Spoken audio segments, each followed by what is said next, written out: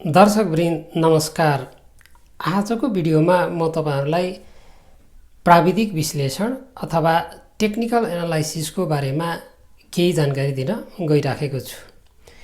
धेरै दर्शक अथवा पाठकहरूले यसको बारेमा बताइदिन अनुरोध गरे अनुसार मैले यो भिडियो तयार पारिराखेको छु र यसमा म तपाईहरुलाई एकदमै सामान्य तरिकाले शेयर बजारको अनुमान लाउने तरिका सिकाउन गइराखेको छु र यसमा मैले तपाईलाई सरल भन्दा सरल तरिकाबाट शेयरको मूल्य अझै बढ्ला या घट्ला या समग्रमा शेयर बजार अझै माथि जान सक्छ या तल जान सक्छ भन्ने कुराको अनुमान लाउने तरिका सिकाउन गइराखेको छु र प्राविधिक विश्लेषण भन्नाले सामान्यतः कम्पनीका शेयरको मूल्यलाई रेखाचित्रमा प्रस्तुत गरेर त्यो रेखाचित्रले बनाउने आकृतिको आधारमा बजारको अनुमान गर्ने एउटा तरिका हो।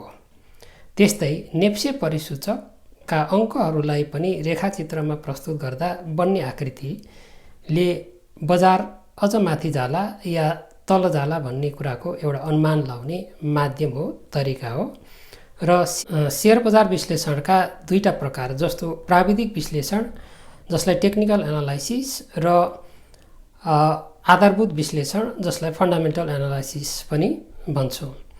र यहाँ म तपाईलाई टेक्निकल एनालाइसिस या प्राविधिक विश्लेषणका केही सामान्य तरिकाहरू तर जसले ठूलो विश्लेषण गर्न सक्ने सामर्थ्य राख्छ त्यसको बारेमा जानकारी दिन गइराखेको छु। जस्तो रेखाचित्र कस्तो बन्यो भने बजार अझ माथि जाने सम्भावना रहन्छ, कस्तो बन्यो भने शेयर बजार अझ तल जाने सम्भावना रहन्छ र शेयर बजारमा कस्ता आकृतिहरूले बढ्दो बजारलाई संकेत गर्छ, बजार माथि जाने कुरालाई संकेत गर्छ र कस्ता आकृतिहरूले तल जाने कुरालाई संकेत गर्छ। र यसमा म तपाईलाई बढ्दो ट्रेन्डका संकेत, घट्दो ट्रेन्डको संकेत अनि डब्लु आकार, एम आकार बारेमा केही जानकारी दिन गइराखेको छु। सर्वप्रथम म तपाईलाई कस्तो रेखाचित्र बनेमा बजार या कुनै कम्पनीको शेयर मूल्य अझै माथि जान्छ भन्ने बारेमा जानकारी दिन गइराखेको छु। सामान्यतः रेखाचित्र हामी यसरी बनाउँछौँ।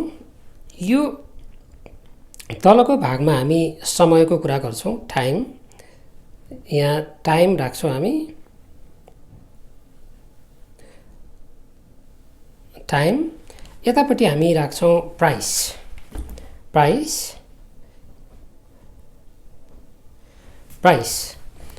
र यो रेखाचित्रमा उदाहरणको लागि रेखाचित्र यस्तो बन्यो, यस्तो रेखाचित्र बन्यो। मैले यी विभिन्न अप्स एन्ड डाउनलाई विभिन्न नामहरू दिन्छु। जस्तो यो ए भयो, यो बी भयो, यो सी, यो डी भयो। उदाहरणको लागि शेयरको मूल्य बढ्दै गयो र ए बिन्दुसम्म पुगेर मानव घट्यो र मार्केट केही तल गएर फेरि बढ्न सुरु गर्यो, मानव बी बिन्दुमा पुगेर मार्केट त्योभन्दा तल गएन र माथि गयो भने अब तपाईले बजार अझै माथि जाला या के होला भन्ने कुरा तपाईमा एउटा एक किसिमको शंका हुन सक्छ या डर या एउटा एक किसिमको मनमा कौतूहल हुन सक्छ। बजार अझै माथि जाला या के गर्ला भन्ने कुरा थाहा पाउनको लागि तपाईले यदि बी बाट बजार बढेर ए भन्ने बिन्दु भन्दा माथि गयो भने मार्केट अझ माथि जाने संकेत हुन्छ। जस्तो यो क्रसिङ पोइन्ट लाई हामी बजारमा खरिद गर्ने बिन्दुको रूपमा लिन्छौँ र मार्केट अझ माथि गएर सी बिन्दुमा पुग्यो र फेरि मार्केट घट्यो, तर बजार घट्दै आएर डी मा पुग्यो र बजार पुनः बढ्यो र बजार घट्दाखेरि अघिल्लो न्यूनतम बिन्दु बी भन्दा तल आएन। र त्योभन्दा माथिबाटै मार्केट चाहिँ माथि गयो भने यसले के सङ्केत गर्छ भने बजार अझ माथि जान सक्छ भन्ने एउटा अनुमान लगाउन सकिन्छ। र बजार बढ्दा पुनः सी बिन्दुभन्दालाई पनि क्रस गरेर सी बिन्दुमा जुन मूल्य थियो त्यो मूल्यभन्दा पनि माथि गयो भने यसले बजारमा थप खरिद चाप छ र मार्केट अझ माथि जाने सक्ने अनुमान गर्न सक्छौँ र बजार माथि जान सक्छ भनेर हामी विश्लेषण गर्न सक्छौँ। र यो बी र डी बिन्दुलाई तपाईँले जोड्नुभयो भने त्यो रेखा माथि जान्छ, यस्तो अप रेखा बन्छ र यसले के जनाउँछ भने यो अप ट्रेन्डको सङ्केत हो। र ए र सी बिन्दुलाई तपाईँले जोड्नुभयो भने पनि त्यो पनि माथि ट्रेन लाइन अप बन्छ या माथितिर जान्छ। यो दुईटै कुराले के सङ्केत गर्छ, मार्केट चाहिँ अझ माथि जान सक्छ। यो बजार थप माथि जाने सक्ने सम्भावना हो। र यदि रेखाचित्रले यस्तो कुनै आकृति बनाउँछ भने त्यो कम्पनीको सेयर थप होल्ड गर्नु या बजारबाट थप किन्नु नै उपयुक्त हुन जान्छ। अब म तपाईँलाई अर्को रेखाचित्रको बारेमा जानकारी दिन गइराखेको छु जसले कस्तो अवस्थामा घट्दो बजारलाई सङ्केत गर्छ भन्ने कुरा बताउनेछ। अब म तपाईँलाई घट्दो बजारको सङ्केत कस्तो हुन्छ भनेर जानकारी दिन गइराखेको छु। घट्दो बजारको सङ्केत यसअघि हामीले कुरा गरेको बढ्दो बजारको ठिक विपरीत हुन जान्छ। जस्तो बजार यसरी बढिराखेको थियो, अब बजार घट्न थाल्यो र बजार फेरि अलिकति बढ्यो र फेरि घट्यो, मार्केट फेरि बढ्यो र फेरि घट्यो।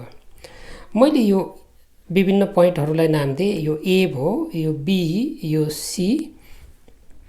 यसले के सङ्केत गर्छ भने यो डी मानौँ यसलाई यी विभिन्न पोइन्टहरू भए। जस्तो बजार बढेर एमा पुग्यो र बजार घट्यो, यो डीमा आयो, डीबाट मार्केट फेरि बढ्न सुरु गर्यो। तर बजार बढेर माथि जाँदा ए भन्ने पोइन्ट या त्यो मूल्यभन्दा माथि जान नसकिकन बी भन्ने बिन्दुबाट फेरि घट्यो।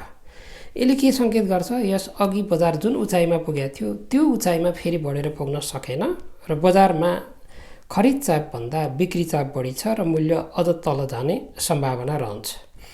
त्यस्तै बीबाट बजार ईमा झऱ्यो र फेरि बजार बढ्यो, मानौ सीमा पुग्यो। तर सीमा पुगेर बजार घट्दा यसअघिको बीको उचाइमा पुग्न सकेन भने यसले सङ्केत गर्छ मार्केट अझ तल जान सक्छ। हामीले यो ट्रेन्डलाई माथिका बिन्दुहरू मात्रै जोड्यौँ भने, ए, बी र सी बिन्दुलाई जोड्यौँ भने त्यो रेखा तल फर्केको हुन्छ या डाउन ट्रेन्ड हुन्छ, यस्तो बन्छ। त्यस्तै हामीले तलका बिन्दुहरू मात्रै जोड्यौँ भने पनि त्यो रेखा तलै फर्केको हुन्छ। जस्तो डी र ई बिन्दुलाई हामीले जोड्यौँ भने त्यो पनि ट्रेन्ड तल फर्केको हुन्छ। यसलाई हामी भन्छौँ लोअर लोको ट्रेन्ड पनि भन्छौँ। जस्तो लोअर लो भनेको बजार बढेर माथि गयो फेरि घट्यो, त्यो घट्दा अघिल्लो न्यूनतम बिन्दुभन्दा पछिल्लो न्यूनतम बिन्दु जस्तो डी भन्दा ई अझ तल छ, त्यसपछि बन्ने न्यूनतम बिन्दु अझ तल बन्छ भने बजार बिस्तारै डाउन ट्रेन्डतिर गइराखेको छ, बजार अझ घट्न सक्छ भन्ने कुराको एउटा राम्रो सङ्केत या अनुमान हो। र यो अनुमान लगाइसकेपछि, यस्तो ट्रेन्ड देखिसकेपछि लगानीकर्ताले आफ्नो रणनीति आफैले बनाउन सक्नेछन्। बजारबाट निस्कने या केही सेयरहरू बेच्ने भन्ने लगानीकर्ताको आफ्नो निर्णय हुनसक्छ। यसपछि म तपाईँलाई अर्को एउटा आकृतिको बारेमा जानकारी दिन गइराखेको छु जुन एकदमै सरल र सजिलै बुझ्न सक्ने किसिमको छ, जसलाई हामी डब्लु आकृति पनि भन्छौँ। सेयरको मूल्यको ट्रेन्ड बनाउँदा कहिलेकाहीँ त्यो ट्रेन्ड लाइन या रेखाचित्रले डब्लु आकार निर्माण गर्छ। डब्लु भन्नाले जस्तो सेयरको मूल्य यसरी घट्यो र बजार फेरि यसरी बढ्यो, अलिकति बढ्यो, बजार घट्यो र फेरि मार्केट यसरी बढ्यो भने तपाईँले लेख्दै गरेको डब्लु अन्तिममा कता जान्छ अनुमान लाउनुहोस् त। अवश्य पनि तपाईँको अम्ला या तपाईँको चाहिँ कलम या पेन्सिल त्यो माथि जान्छ भने यस्तो आकारले जहिले पनि बढ्दो बजारको सङ्केत गर्छ र यदि रेखाचित्रमा डब्लु आकार बन्यो भने अब त्यो कम्पनीको सेयरको मूल्य अझ माथि जाने सम्भावना रहन्छ र डब्लु आकार बन्दाको अवस्थामा हामीले एउटा हेर्नै पर्ने बिन्दु हुन्छ जस्तो मैले यो ए भनेर नाम दिएँ ए बिन्दु यो डब्लुको तल गएर माथि गएर फेरि तल झर्दाको यो बिन्दु जुन छ ए बिन्दु यतापट्टिको रेखाले त्यो ए भन्दा अझ क्रस गरेर माथि गयो जस्तो सी बिन्दुमा गएर प्राइसले ए बिन्दुलाई पार गर्यो भने यसले चाहिँ बजार थप माथि जाने कुरालाई कन्फर्म गर्छ या निश्चिन्त बनाउँछ। यदि तपाईँले नेप्से परिसूचक 1100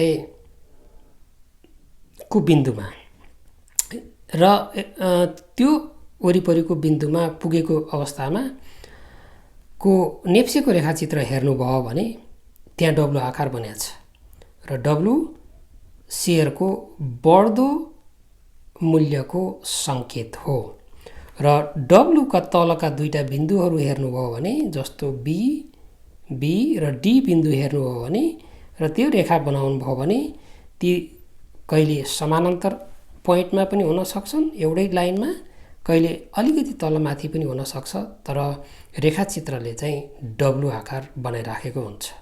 यो अवस्था हो भने जब सी भन्दा मूल्य माथि जान्छ सेयर थप किन्दै जान सकिन्छ र हामी बिक्री गर्ने सोचमा थियौँ भने होल्ड गर्न सक्छौँ र हामी सेयर थप्दै पनि जान सक्छौँ।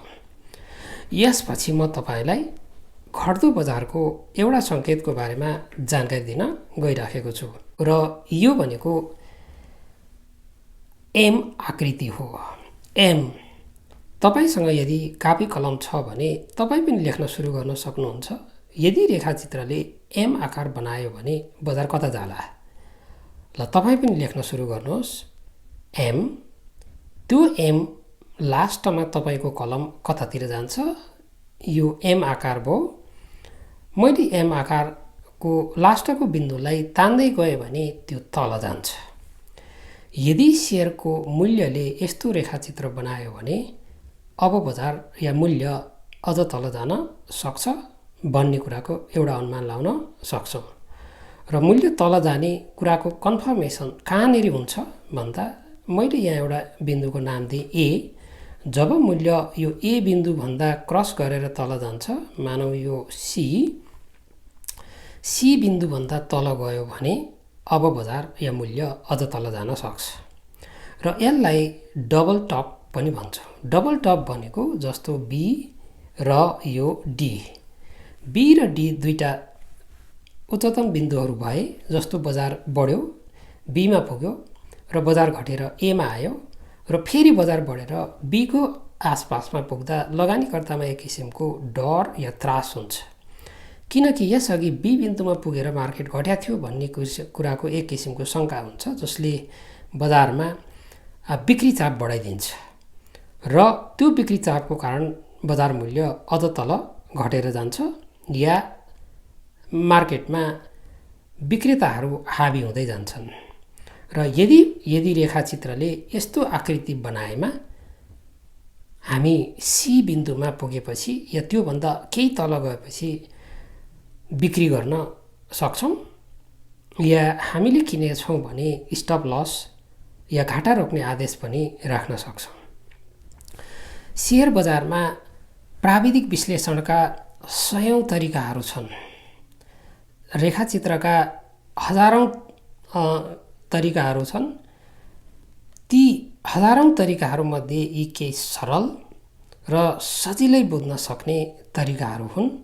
यदि हामीसँग सरल तरिकाहरू छन् सजिला उपायहरू छन् भने अवश्य पनि हामी गाह्रो उपायहरू छान्दैनौँ, पक्कै पनि सजिलो नै छान्छौँ। मलाई लाग्छ प्राविधिक विश्लेषणका यी सामान्य केही तरिकाहरूले तपाईँलाई सेयरको मूल्यको अनुमान लाउन पक्कै पनि ठुलो सहयोग। सेयरको प्राविधिक विश्लेषणका बारेमा मैले सेयर कमोडिटिज तथा विदेशी मुद्राको प्राविधिक विश्लेषण भन्ने किताबमा विस्तृत रूपमा व्याख्या गरेको छु। यो पुस्तकमा सामान्यभन्दा सामान्य तरिकाले प्राविधिक विश्लेषण गर्ने तरिकाहरू सिकाइएको छ, जसले तपाईलाई धेरै कठिन विषयवस्तु पनि सजिलै बुझ्न सक्ने, जसबाट तपाईले धेरै कठिन विषयवस्तुलाई पनि सजिलो तरिकाले बुझ्न सक्ने तरिकाहरू सिकाउँछ।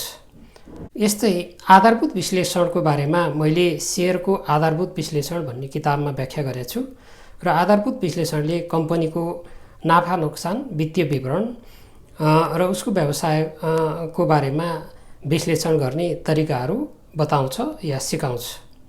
र अन्य भिडियोहरूमा म तपाईलाई थप नयाँ कुराहरू जानकारी दिँदै जानेछु र यो च्यानल सब्स्क्राइब गर्नुहोला, कमेन्ट गर्नुहोला, लाइक गर्नुहोला, सेयर गर्नुहोला र थप जानकारीको लागि भिडियो हेर्दै गर्नुहोला। नमस्कार।